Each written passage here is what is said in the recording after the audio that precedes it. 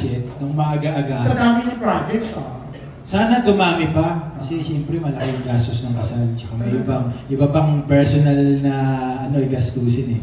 Pero yun, lahat tama po yung lahat ng effort namin, especially for this year, ay papunta doon sa savings para sa kasal.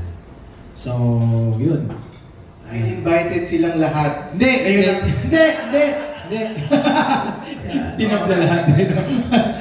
Hindi, ayun, tawag dito. Pero yung kung isa tanong na kung ngayon taon, sana ma-push kahit sa last quarter. Yun yung goal. Pero tingnan natin. Salamat. So wala kala nila binibitin nyo na wala pa? Di naman. Hati. Kasi mayroon kaming wedding and events organizer na kausap. So, humihingi rin kami ng payo kung ano yung magandang quarter in terms sa mga kagaya, ikukumpara sa mga nahawakan nila na kasal, especially sa celebrities. So, yun. Nakabase kami doon. Pero kami ni Kim, nakabangko kami doon sa idea na basta masaya, dapat masaya pati yung mga tao na kasama namin. Yung mga tao masaya kasama.